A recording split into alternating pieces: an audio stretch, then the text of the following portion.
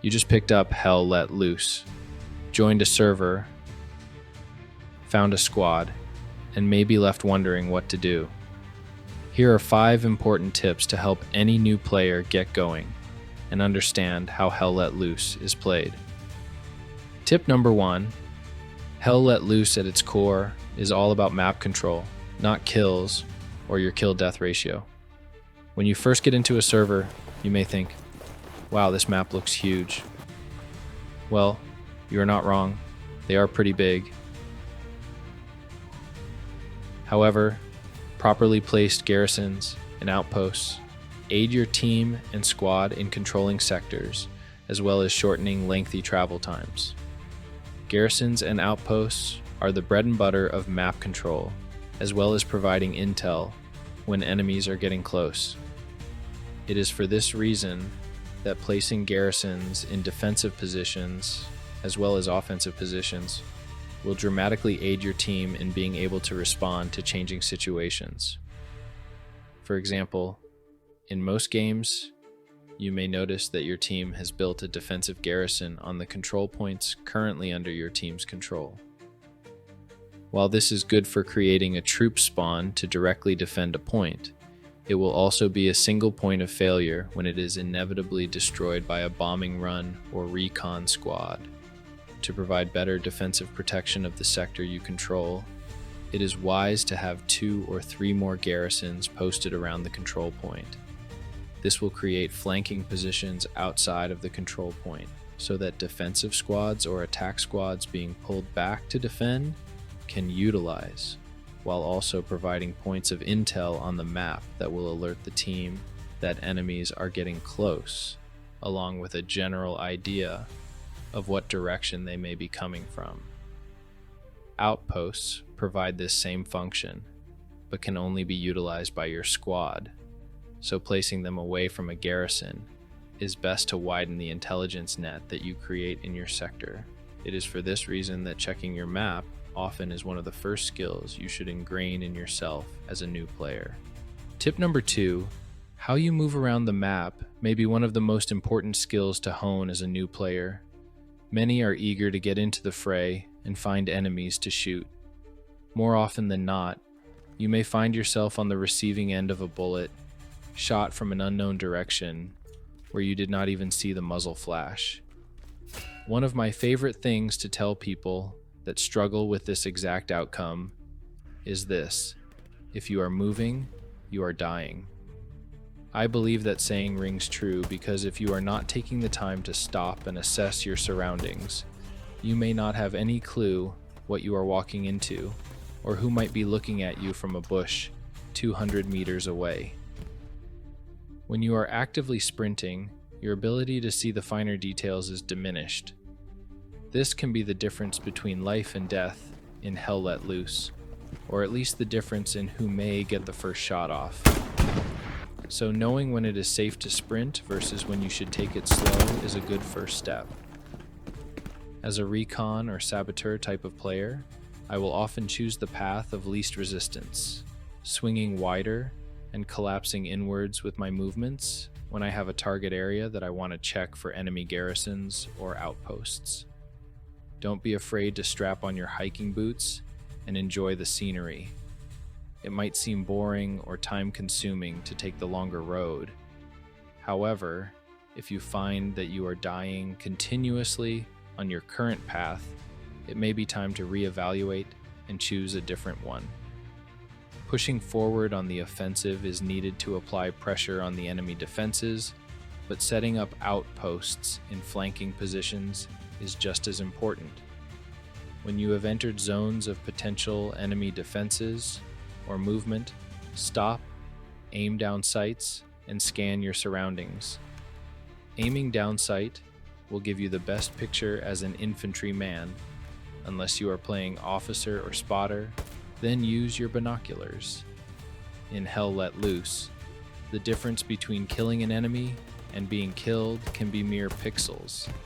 When scanning, look for anything that looks out of place, such as dark spots in brush or the slightest movement.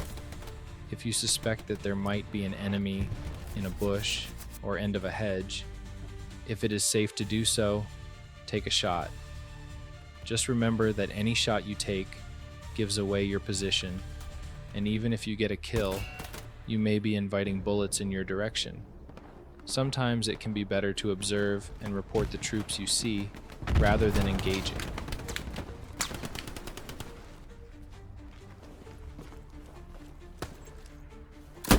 Tip number 3, look to the sky and listen for supply trucks.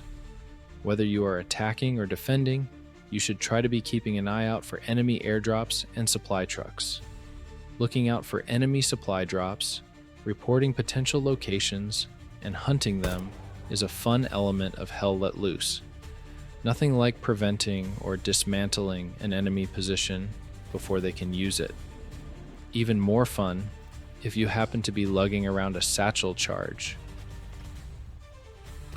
rocket launcher, or a flamethrower. The flamethrower will make quick work of an enemy garrison, and a satchel charge at 30 seconds can be a fun surprise left behind for the enemy to spawn in on before their garrison turns to shrapnel. Spotting airhead drops is also an important skill to have, given they provide the enemy with a potential position advantage if done right. They can be game changers in the hands of a good commander, so stopping them before the enemy has a chance to use one is key. More often than not, you will see enemy supply trucks moving about the enemy territory. Trying to keep tabs on them, killing the driver, and destroying the truck itself are all good things. When I am playing my Saboteur, you can generally find me a bit further into enemy territory, looking to disrupt enemy supply routes, though there are times where the enemy may try to sneak a supply truck where no one may be looking in order to place a deep flanking garrison. Whether you are attacking or defending, it is good to hunt these down and investigate the areas for supply drops and ultimately an enemy garrison. Tip number 4. Attack and defense are largely the same. In warfare, once the middle sector has been taken over by a side, the game shifts to a game of simultaneous attack and defense. Being a game of map control, the more bodies you have on attack or defense of a sector, the better. However, knowing when to switch from attacking to defending or defending to attacking is key. Most players generally choose to be on the attack due to finding more of the action in enemy territory. Though deep down, I would say that attack and defense are the same when it comes to controlling the map. Hell Let Loose at its core is all about finding enemy positions, pushing them out of those positions, and taking them for your team. When attacking, the attacking team will be applying pressure to the enemy team as they sweep inwards towards the control point. In the same lens, those that are defending, with the exception of machine gunners, should be sweeping outwards from the control point they are defending, or utilizing flanking defense garrisons to clear out enemy positions in their territory. Controlling your territory and preventing the enemy from taking flanking positions can allow your attacking squads the freedom to apply more pressure and reduce the need for them to fall back. Falling back is also just as important, so don't be afraid to redeploy and help your defense out. It will be better to redeploy and help defend rather than risk losing your positions. Once a sector is taken by a team, the losing team's garrisons and outpost are wiped out. This makes it important to have garrisons set up to fall back on, otherwise you risk losing multiple sectors. Tip number 5.